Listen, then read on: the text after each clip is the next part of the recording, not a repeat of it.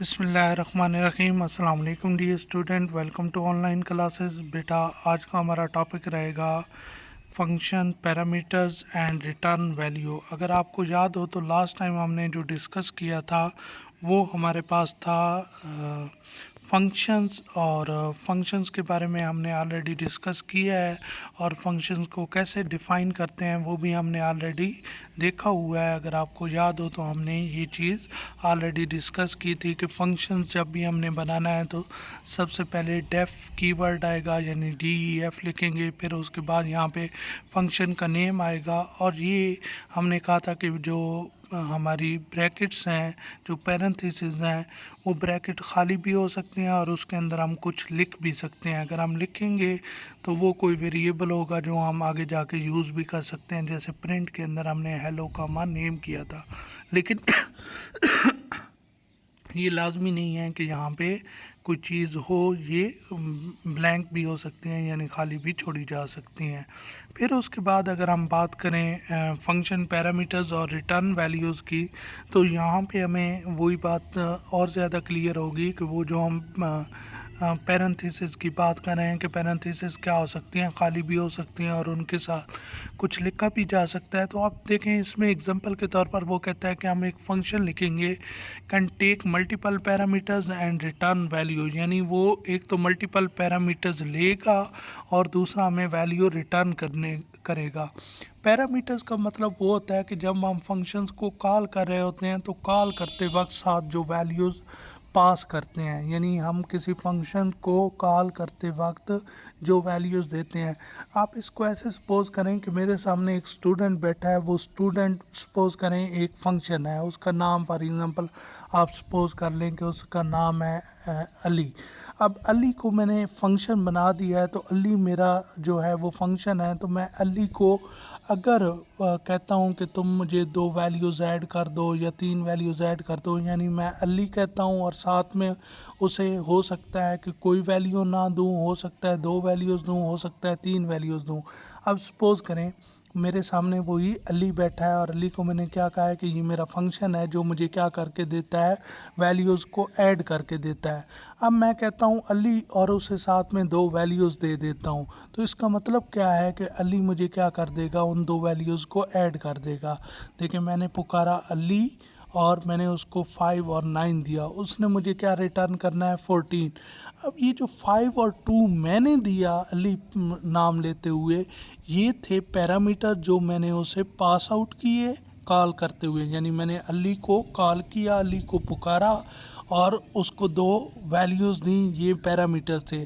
और उसने वापसी मुझे जो वैल्यू दी 14, जो आंसर दिया, वो क्या होती है, रिटर्न वैल्यू होती है। इसी तरह सपोज़ करें एक अली बैठा है, एक अहमद बैठा है, एक नासिर बैठा है और एक फैज़ान बैठा है। अब अली एडिशन का काम कर रहा है, फैज़ान मल्टीप्लिकेशन का काम कर रहा है, नासिर जो है वो डिफरेंसेस का काम कर रहा है, यानी सब्ट्रैक्शन का काम कर रहा है। तो अब देखें ये हर एक के ज़िम्मे एक फंक्शन एक काम लगा हुआ है। तो हम जिसको पुकारेंगे और साथ में वैल्यूज़ देंगे, वो उन वैल्यूज़ को उस तरीके से वो काम कर देगा, यानी क्योंकि अगर हम अली को कहेंगे तो वो एडिशन करके देगा। अगर हम क्या करेंगे, फैज़ान को हमने मल्टीप्लिकेशन के लिए रखा हुआ है तो फैज़ान पुकारेंगे तो उन 2 वैल्यूज़ को मल्टीप्लाई कर देगा। तो इसी तरह यहाँ भी अब ये कह रहा है कि हम फंक्शन की एक एग्जांपल देखने जा रहे हैं जो क्या करेगा, मल्टीपल पैरामीटर्स और वैल्यूज़ रिटर्न भी करेगा। तो यहाँ है define a function to add 2 numbers, यानी आपने एक फंक्शन बनाना है उसी तरह जहाँ 2 नंबर्स को ऐड करे और उनकी जो एडिशन है वो फिर रिटर्न करे। तो अब देखें यहाँ पे जैसे मैं अली कह रहा था, यहाँ पे नाम फंक्शन का क्या है, ऐड फंक्शन का नाम है। तो फंक्शन हमें पता है कि हम पाइथन के अंदर कैसे बनाते हैं, डेफ कीवर्ड आ जाता है, फिर ऐड फंक्शन का नेम है, और फिर क्योंकि 2 पैरामीटर देने हैं, 2 वैल्यूज़ हमने इसको देनी है, तो ए कामा बी यहाँ पे हमने 2 वेरिएबल लिए हुए हैं। अगर 3 देनी होती तो फिर 3 होती, एक होता तो यहाँ पे जस्ट ए। ये जो ए बी है ये अपनी मर्ज़ी से कोई भी नाम लिए जा सकते हैं, एक्स वाई भी लिखा जा सकता है, नंबर 1 कामा नंबर 2 भी लिया जा सकता है। आप कुछ भी यहाँ पे वेरिएबल नेम की तरह लिख सकते हैं पैरामीटर्स के अंदर। तो रिटर्न ए प्लस बी, अब ये रिटर्न जो है वो कीवर्ड है जो हमें वैल्यू यहाँ से रिटर्न करवाएगा, यानी जिसने इसको कॉल किया होगा जहाँ से वहाँ से ये वैल्यू ये रिटर्न करेगा। जैसे मैंने कहा था कि मैं अली को 2 नंबर देता हूँ, अली 9 5, तो अली मुझे 14 9 5 को ऐड करने के बाद 14 आंसर रिटर्न करता है, बोल के बताता है। तो इसी तरह ये भी मुझे रिटर्न करेगा इन दो को, जो हम इसको वैल्यूज़ देंगे। जैसे हमने ए को 5 दिया, बी को 9 दिया, तो 5 + 9 ये भी 14 क्या करेगा यहाँ से रिटर्न करेगा। और रिटर्न कहाँ पे करेगा? जहाँ पे इस फंक्शन को कॉल किया जाएगा। और इस फंक्शन को कॉल कैसे किया जाएगा? इस फंक्शन का नेम आएगा और फिर उसके बाद क्या आएंगी? 2 वैल्यूज़ आएंगी। अब पहली वैल्यूज़ पहले पैरामीटर को जाती होती है और दूसरी दूसरे को, यानी ए के पास अब क्या जाएगा? 9, ये ए को जाके मिलेगा और ये जो 5 है ये बी को जाके मिलेगा। अब आप इस फंक्शन को जितनी बार कॉल करना चाहें, यानी मैं एक और बार भी ऐड फंक्शन को कॉल करना चाहूँ तो कर सकता हूँ, और दूसरी बार मैं वैल्यूज़ जो हैं वो 20, 30 दे दूँ। तो नेक्स्ट टाइम जब ये कॉल होगा तो ऐड फंक्शन को 20, यानी ए को 20 जाएगा और बी को 30 वैल्यू जाएगी। तो ये इस तरह यानी हमारे पास फंक्शंस कॉल करते हैं। और यहाँ पे वैल्यू जो रिटर्न होगी वो 9, 5, यानी 9 + 5 14, तो x के अंदर क्या आएगा? 14, और यहाँ पे फॉर एग्जांपल y वेरिएबल लिखा हुआ है तो यहाँ पे 20, 30 जाएगा। तो a के पास 20 और b के पास 30, तो 20 + 30 y के पास क्या आएगा? रिटर्न होके 50 आएगा।